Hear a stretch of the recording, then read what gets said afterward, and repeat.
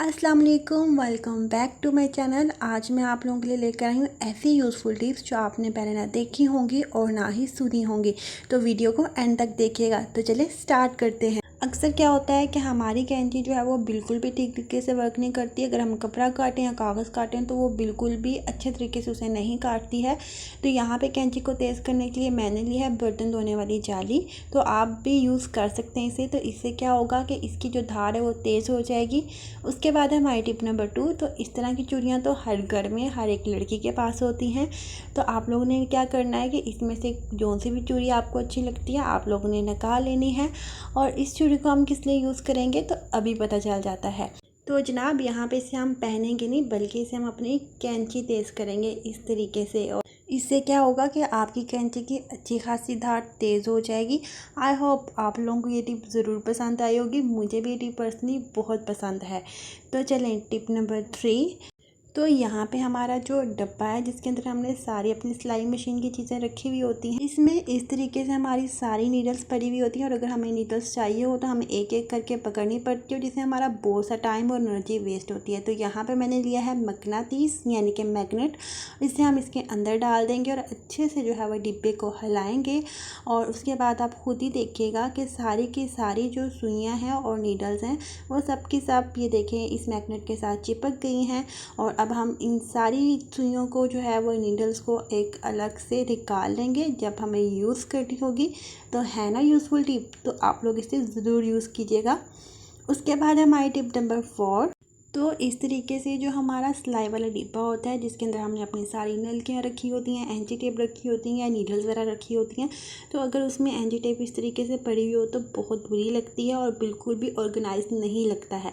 तो अगर आप इसे ऑर्गेनाइज करना चाहते हैं तो मैं आप लोगों को इसके लिए एक टिप बताती हूँ। तो यहाँ पे जो है मैंने एंची टेप को इस तरीके से मैं अच्छे से फोल्ड कर लूँगी। और फोल्ड करने के बाद ये जो एंची टेप का एज होगा यहाँ पे मैं इसे रबर बैंड से इस तरीके से एडजस्ट कर दूँगी जैसा कि आप लोग देख सकते हैं। और उसके बाद अब हमें इस जो रबर बैंड है इसे बिल्कुल भी नहीं उतारना है, इसे हर वक्त एंची टेप पे लगा रहने देना है। और जब भी हमें पैमाइश लेनी हो तो हम इस तरीके से ले सकते हैं जैसा कि आप लोग देख सकते हैं। और जब आप लोग इसका यूज़ कर चुके हों तो आप लोग इस तरीके से ये देखें मैंने यहाँ से रबर बैंड को पकड़ा है और इस तरीके से फोल्ड कर देंगे। और ये देखें कितने अच्छे से फोल्ड हो गया और इससे आपकी रबर बैंड भी नहीं गुम होगी और आपकी एंची टेप भी नहीं खुलेगी और ये हमारे डिब्बे के अंदर बिल्कुल ऑर्गेनाइज रहेगी। तो है ना यूज़फुल टिप। उसके बाद है टिप नंबर 5। तो अक्सर हमारे डिब्बे में इस तरीके से जो है ना जो नलकियाँ होती हैं उनके जो धागे होते हैं एक दूसरे के साथ टाई अप हुए होते हैं जो कि बिल्कुल भी अच्छे नहीं लगते। तो अब हम इस डिब्बे में अपनी नलकियों को किस तरीके से ऑर्गेनाइज कर सकते हैं। तो यहाँ पे देखें मैंने एक छुरी की मदद से इस तरीके से कट किया और इस तरीके से जो है वो धागे को इसके अंदर एडजस्ट कर लूँगी। तो इससे इसका धागा बिल्कुल भी बाहर नहीं आएगा और ना ही दूसरी नलकियों के साथ टाई अप होगा। तो ये ट्रिक मैंने आप लोगों के साथ पहले भी शेयर की हुई है। तो जो न्यू सब्सक्राइबर के लिए दोबारा से डालिए तो उनका भी कुछ फ़ायदा होना चाहिए ना। तो चलें टिप नंबर 6। तो यहाँ पे आप लोग देखें कि अक्सर हमारे पास इस तरह की जो फिरकी होती है और उसके ऊपर जो डिब्बियाँ होती है अक्सर ये जो फिरकी होती है इसमें से धागा जो होता है वो दूसरी नलकियों के साथ टाई अप हो रहा होता है जो कि बहुत बुरा लगता है। या फिर कभी होता है कि हमें इसका एज ही नहीं मिल रहा होता है। तो यहाँ पे मैं आप लोगों को एक आसान सी टिप देती हूँ। तो यहाँ पे मैंने एक टेप का छोटा सा टुकड़ा लिया और इसे इस तरीके से धागे के ऊपर मैं फोल्ड अप कर दूँगी जैसा कि आप लोग देख सकते हैं। तो इस तरीके से क्या होगा कि ना तो हमारा धागा जो है वो दूसरी नलकियों के साथ टाई अप होगा और हमें उसका एज भी बहुत जल्दी से मिल जाएगा। तो है ना यूज़फुल टिप। उसके बाद है टिप नंबर 7। तो यहाँ पे देखें कि हम लोग टूथपिक के लिए जो डिब्बिया इस्तेमाल करते हैं उसे हम अपने बटन्स रखने के लिए भी यूज़ कर सकते हैं। हमारे बटन जो हैं इधर उधर पड़े हुए होते हैं तो उनको किस तरीके से ऑर्गेनाइज कर सकते हैं। तो ये देखें मैंने जितने भी बटन थे इस टूथपिक वाली डिब्बिया के अंदर डाल दिए हैं और इसे हमने यूज़फुल कर लिया है। तो है ना ये भी यूज़फुल टिप। देखने में तो यह टिप आप लोगों को बहुत ईजी लग रही होंगी लेकिन इस तरह के आइडियाज़ हमारे ذہن میں اکثر اوقات نہیں ہوتے، تو وہی آئیڈیاز میں آپ لوگوں کو دینا چاہ رہی ہوں۔ تو اس کے بعد ہے ہماری ٹپ نمبر 8۔ تو یہاں پہ دیکھیں ہمارے پاس پینسل ہے اور یہ پینسل بالکل بھی کام نہیں کر رہی اور کافی عرصے سے اسی طریقے سے پڑی ہوئی، اور ہم لوگ کیا کرتے ہیں اس طرح کی پینسلس کو ڈسٹ بن میں پھینک دیتے ہیں، لیکن اس ٹپ کو دیکھنے کے بعد آپ لوگ بالکل بھی نہیں پھینکیں گے۔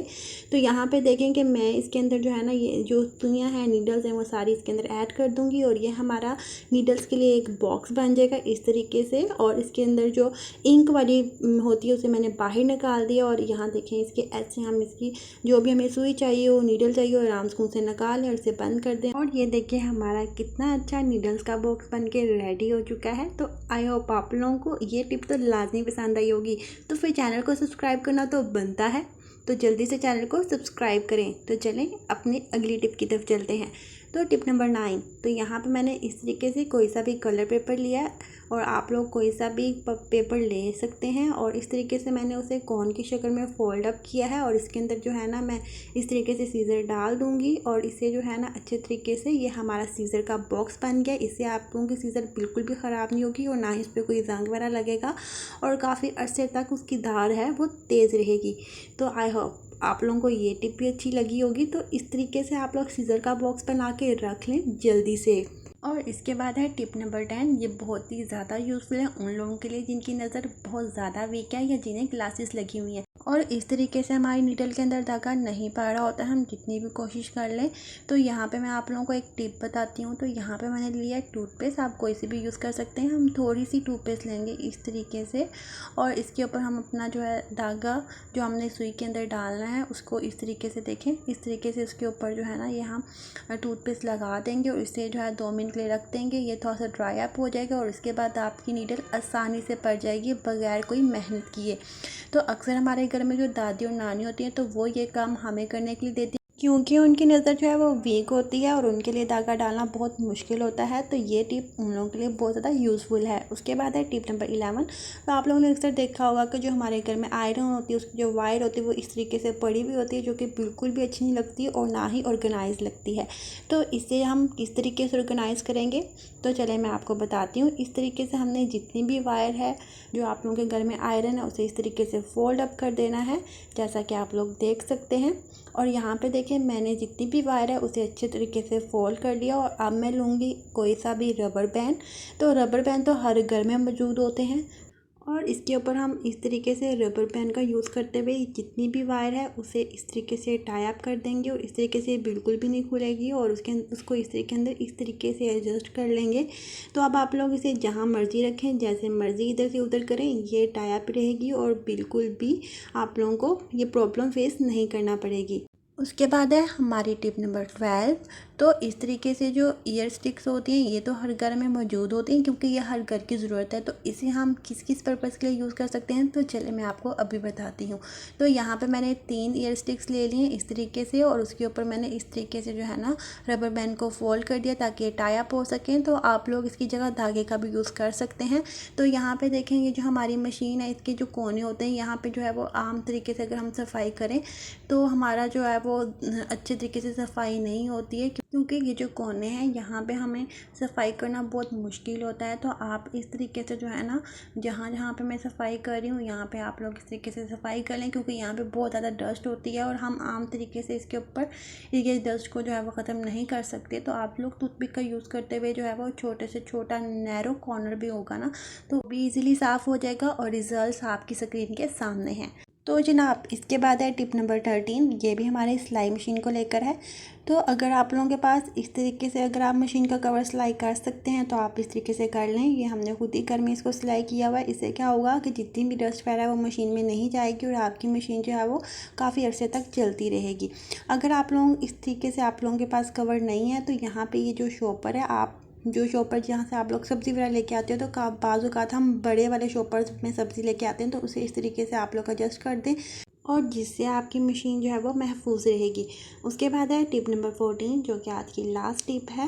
تو یہاں پہ دیکھیں کہ اکثر ہمارے پاس جو پینٹس وغیرہ ہوتی ہیں یا پھر کوئی بہت زیادہ موٹا کپڑا ہوتا ہے نا، तो वो अक्सर औक़ात जो है वो छिंच जाता है या फिर मशीनों से सिलाई नहीं करती है। तो यहाँ पे मैं आप लोगों को एक टिप बताऊँगी। तो आप लोगों ने इस तरीके से साबुन ले लेना है और साबुन का जो है ना, आप लोग कपड़े धोने वाला साबुन भी यूज़ कर सकते हैं। और इस तरीके से साबुन का छोटा सा पीस इस तरीके से काट लेना है, जैसा कि आप लोग वीडियो में देख सकते हैं। और इसके बाद आप लोगों ने इसे जो है ना, मशीन की जो सुई है उसके अंदर इस तरीके से, जैसा कि आप लोग देख सकते हैं, ये प्रोसेस करना। इससे क्या हुआ कि जो मशीन की सुई है वो अच्छे से चिकनी हो जाएगी और आपका जितना भी मोटा कपड़ा होगा वो इजीली सिलाई हो जाएगा। तो आई होप आप लोगों को आज की टिप्स बहुत ज़्यादा अच्छी लगी होंगी और मेरी छोटी सी कोशिश ज़रूर पसंद आई होगी। अपना बहुत सा ख्याल रखिएगा, मुझे दुआ में ज़रूर याद रखिएगा। अल्लाह हाफिज़।